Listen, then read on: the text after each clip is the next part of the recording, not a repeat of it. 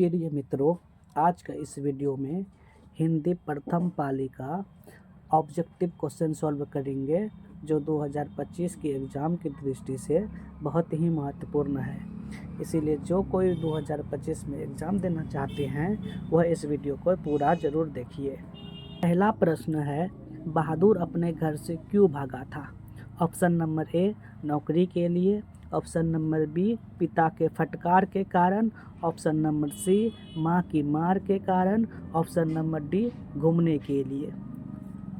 बहादुर अपने घर से माँ के मार के कारण भागा था, इसीलिए इस प्रश्न का उत्तर हो जाएगा ऑप्शन नंबर सी, माँ के मार के कारण। बिरजू महाराज किस शैली के नर्तक है? Option number A, Kuchipudi. Option number B, Bharatanatyam. Option number C, Mohini Attam. Option number D, Kathak. तो बिरजू महाराज कथक शैली के नर्तक है, इसीलिए इस प्रश्न का उत्तर हो जाएगा ऑप्शन नंबर डी, कथक शैली। अशोक वाजपेयी का जन्म कब हुआ था? ऑप्शन ए, 16 जनवरी 1941 ईस्वी में। ऑप्शन बी, 10 मार्च 1942 ईस्वी में। ऑप्शन सी, 19 मई 1943 ईस्वी में। ऑप्शन डी, 15 जून 1944 ईस्वी में। अशोक वाजपेयी का जन्म 16 जनवरी 1941 ईस्वी में हुआ था, इसीलिए इस प्रश्न का उत्तर हो जाएगा ऑप्शन नंबर ए, 16 जनवरी 1941 ईस्वी में। वही हम बता दें कि अशोक वाजपेयी का निधन 16 अगस्त 2015 को हुआ था। अशोक वाजपेयी का निधन 16 अगस्त 2015 को हुआ था। इनकी प्रमुख कविता जो है वो इस प्रकार है, शहर अब भी संभावना, बहुरी अकेला, उम्मीद का दूसरा नाम। विलनव क्या है? विलनव एक छोटा सा गांव है, इसीलिए इस प्रश्न का उत्तर हो जाएगा ऑप्शन नंबर बी, एक छोटा सा गांव। यदि अवनियो होता तो शहर हो जाता, क्योंकि अवनियो एक शहर है जो फ्रांस में रोन नदी के किनारे अवस्थित है। हमारी नींद कविता कहाँ से ली गई है? हमारी नींद कविता इसी दुनिया में से ली गई है, इसीलिए इस प्रश्न का उत्तर हो जाएगा इसी दुनिया में से। वही हम बता दें कि हमारी नींद का लेखक वीरेन डंगवाल है और इसी दुनिया में वीरेन डंगवाल का पहला कविता संग्रह है जो वर्ष 1991 में प्रकाशित हुआ था। 1991 में प्रकाशित हुआ था। अमृत का पर्यायवाची है, अमृत का पर्यायवाची सुधा होता है, इसीलिए इस प्रश्न का उत्तर हो जाएगा ऑप्शन नंबर बी, सुधा। मंगू की बड़ी बहन का क्या नाम था? मंगू की बड़ी बहन का नाम कमू था, इसीलिए इस प्रश्न का उत्तर हो जाएगा ऑप्शन नंबर ए, कमू। सतकोरी होता कथाकार है, सतकोरी होता कथाकार उड़िया है, इसीलिए इस प्रश्न का उत्तर हो जाएगा ऑप्शन नंबर सी, उड़िया। वही हम बता दें कि सतकोरी का जन्म उड़िया प्रांत के मयूरभंज नामक स्थान में 1929 ईस्वी में हुआ था। 1929 में हुआ था। कमर कसना मुहावरे का अर्थ है? ऑप्शन नंबर ए, कमर को बांधना। ऑप्शन नंबर बी, तैयार होना। ऑप्शन नंबर सी, बहुत परिश्रम करना। ऑप्शन नंबर डी, खड़ा होना। कमर कसना मुहावरे का अर्थ होता है तैयार होना, इसीलिए इस प्रश्न का उत्तर हो जाएगा ऑप्शन नंबर बी, तैयार होना। दक्षिण अफ्रीका से गांधी जी भारत कब लौटे थे? दक्षिण अफ्रीका से गांधी जी भारत 9 जनवरी 1915 को लौटे थे, इसीलिए 9 जनवरी को हम लोग प्रवासी दिवस के रूप में मनाते हैं, इसीलिए इस प्रश्न का उत्तर हो जाएगा ऑप्शन नंबर बी, 1915। क्वेश्चन कभी कभी ये भी पूछ सकता है प्रवासी दिवस कब मनाया जाता है? प्रवासी दिवस 9 जनवरी को मनाया जाता है। परिश्रम में कौन उपसर्ग है? ऑप्शन नंबर ए, परी। ऑप्शन नंबर बी, प। ऑप्शन नंबर सी, ए। ऑप्शन नंबर डी, परिश्रम। तो परिश्रम में परी उपसर्ग है, इसीलिए इस प्रश्न का उत्तर हो जाएगा ऑप्शन नंबर ए, परी। हाथ खाली होना मुहावरे का अर्थ है? ऑप्शन नंबर ए, कुछ नहीं मिलना। ऑप्शन नंबर बी, हाथ से पैसा गिर जाना। ऑप्शन नंबर सी पास पैसा ना होना। ऑप्शन नंबर डी गरीब होना। तो हाथ खाली होना मुहावरे का अर्थ होता है पास पैसा न होना, इसीलिए इस प्रश्न का उत्तर हो जाएगा ऑप्शन नंबर सी पास पैसा न होना। अवकाश शब्द में उपसर्ग है। ऑप्शन नंबर ए अ, ऑप्शन नंबर बी अव, ऑप्शन नंबर सी अवका, ऑप्शन नंबर डी अवक। तो अवकाश शब्द में अव उपसर्ग है, इसीलिए इस प्रश्न का उत्तर हो जाएगा ऑप्शन नंबर बी अव।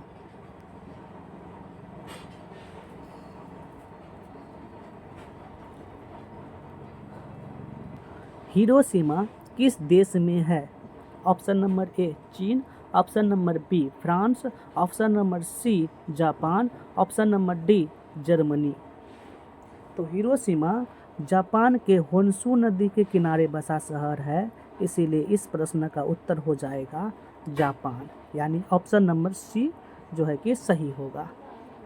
मेघदूत का जर्मन में अनुवाद किसने किया था? मेघदूत का जर्मन में अनुवाद मैक्स मुलर ने किया था, इसीलिए इस प्रश्न का उत्तर हो जाएगा option number C Max Muller. वही हम बता दें कि मैक्स मुलर का जन्म 6 दिसंबर 1823 ईस्वी में हुआ था तथा इसका निधन 28 अक्टूबर 1900 ईस्वी को हुआ था। तो कभी कभी क्वेश्चन ये भी पूछ सकता है मैक्स मुलर का जन्म कब हुआ था? तो मैक्स मुलर का जन्म 6 दिसंबर 1823 ईस्वी में डेसाउ जर्मनी में हुआ था। और कभी कभी क्वेश्चन ये भी पूछ सकता है मैक्स मुलर का निधन कब हुआ था? तो मैक्स मुलर का निधन 28 अक्टूबर 1900 ईस्वी में हुआ था। मगम्मा को किससे विवाद था? मगम्मा को बहू से विवाद था, इसीलिए इस प्रश्न का उत्तर हो जाएगा ऑप्शन नंबर बी बहू से। मगम्मा को अपने बहू के साथ विवाद को अधिकार को लेकर था।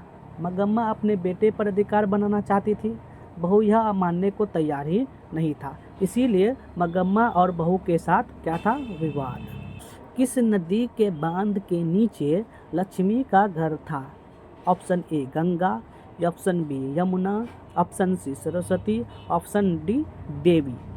तो इस प्रश्न का उत्तर हो जाएगा देवी, यानी ऑप्शन नंबर डी सही होगा। लक्ष्मी का घर देवी नदी के किनारे पर थी। पपाती बेहोश क्यों पड़ी थी? ऑप्शन ए सिर दर्द के कारण, ऑप्शन बी तेज बुखार के कारण, ऑप्शन सी चोट लगने के कारण, ऑप्शन डी पेट दर्द के कारण। तो पपाती बेहोश इसलिए थी क्योंकि उसके शरीर में तेज बुखार था, इसीलिए इस प्रश्न का उत्तर हो जाएगा ऑप्शन नंबर बी तेज बुखार के कारण। महात्मा गांधी के पिता का क्या नाम था? Option A Dharamchand Gandhi, option B Mirchand Gandhi, option C Harchand Gandhi, option D Karamchand Gandhi. तो महात्मा गांधी के पिता का नाम करमचंद गांधी था, इसीलिए इस प्रश्न का उत्तर हो जाएगा option number D Karamchand Gandhi. राजगृह कौन सा समास है? ऑप्शन ए तत्पुरुष समास, ऑप्शन बी द्विंद्व समास, ऑप्शन सी द्विगु समास, ऑप्शन डी बहुव्रीहि समास। तो राजगृह तत्पुरुष समास है, इसीलिए इस प्रश्न का उत्तर हो जाएगा ऑप्शन नंबर ए तत्पुरुष समास। निम्नलिखित में सर्वनाम है।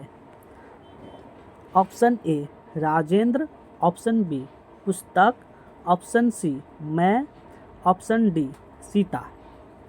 तो मैं जो है कि सर्वनाम है, इसीलिए इस प्रश्न का उत्तर हो जाएगा ऑप्शन नंबर सी सर्वनाम, क्योंकि सर्वनाम की परिभाषा क्या होता है? जो नाम के बदले में आता है, यानी जो संज्ञा के बदले में आता है उसे सर्वनाम कहते हैं, इसीलिए इस प्रश्न का उत्तर हो जाएगा ऑप्शन नंबर सी मैं। गुरु नानक किस भक्ति धारा के कवि है? ऑप्शन ए सगुण भक्ति धारा के, ऑप्शन बी निर्गुण भक्ति धारा के, ऑप्शन सी सूफी धारा के, ऑप्शन डी कृष्ण भक्ति धारा के। तो गुरु नानक निर्गुण भक्ति धारा के कवि हैं, इसीलिए इस प्रश्न का उत्तर हो जाएगा ऑप्शन नंबर बी निर्गुण भक्ति धारा के। वही हम बता दें कि गुरु नानक का जन्म तलवंडी ग्राम में 1469 में हुआ था तथा इसका निधन 22 सितंबर 1539 को हुआ था। तो कभी कभी क्वेश्चन ये भी पूछ सकता है गुरु नानक का जन्म कब हुआ था। तो गुरु नानक का जन्म 1469 में हुआ था और गुरु नानक का निधन कब हुआ था। तो 1539 में गुरु नानक का निधन हुआ था। रस खान दिल्ली से कहाँ चले गए। Option A Haryana, option B Punjab, option C Brajbhumi, option D Varanasi. तो रस खान दिल्ली से ब्रजभूमि चले गए थे, इसीलिए इस प्रश्न का उत्तर हो जाएगा ऑप्शन नंबर सी ब्रजभूमि।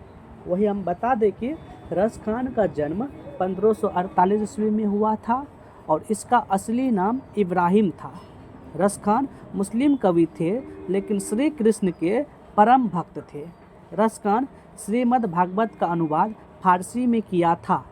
रस खान के दो प्रमुख प्रसिद्ध किताब है सुजान रस खान तथा प्रेम वाटिका। तो यह प्रश्न भी क्वेश्चन पूछ सकता है कि रस खान का जन्म कब हुआ था। रस खान का जन्म 1548 ईस्वी में हुआ था। दूसरा प्रश्न पूछ सकता है रस खान का असली नाम क्या था। तो रस खान का असली नाम इब्राहिम था। तीसरा प्रश्न पूछ सकता है रस खान किसका परम भक्त थे। तो रस खान कृष्ण के परम भक्त थे। जो नेक्स्ट क्वेश्चन है VVI क्वेश्चन है वह यह है कि रस खान किसका अनुवाद फारसी में किया था। तो रस खान भागवत का अनुवाद फारसी में किया था। रस खान का दो प्रमुख प्रसिद्ध किताबें कौन सी है। तो रस खान की दो प्रमुख प्रसिद्ध किताबें सुजान रस खान तथा प्रेम वाटिका है। बाबा साहेब भीमराव अंबेडकर का जन्म कब हुआ था। ऑप्शन ए 14 अप्रैल 1891 ईस्वी में, ऑप्शन बी 20 अप्रैल 1892 ईस्वी में, ऑप्शन सी 24 अप्रैल 1893 ईस्वी में, ऑप्शन डी 28 अप्रैल 1894 ईस्वी में। तो बाबा साहेब भीमराव अम्बेडकर का जन्म 14 अप्रैल 1891 ईस्वी में हुआ था, इसीलिए इस प्रश्न का उत्तर हो जाएगा ऑप्शन नंबर ए 14 अप्रैल 1891 ईस्वी में। हम बता दें कि बाबा साहेब भीमराव अम्बेडकर का निधन 6 दिसंबर 1956 में दिल्ली में हुआ था और इनका समाधि स्थल मुंबई के चैत्यभूमि में है। विष के दांत कहानी के रचयिता कौन है। Option A Amarkant, option B Nalin Vilochan Sharma, option C Yatindra Mishra, option D Max Muller. विष के दांत कहानी का रचयिता नलिन विलोचन शर्मा है, इसीलिए इस प्रश्न का उत्तर हो जाएगा option number B Nalin Vilochan Sharma. वही बता दें कि नलिन विलोचन शर्मा का जन्म 18 फरवरी 1916 ईस्वी में हुआ था। 18 फरवरी 1916 ईस्वी में हुआ था और निधन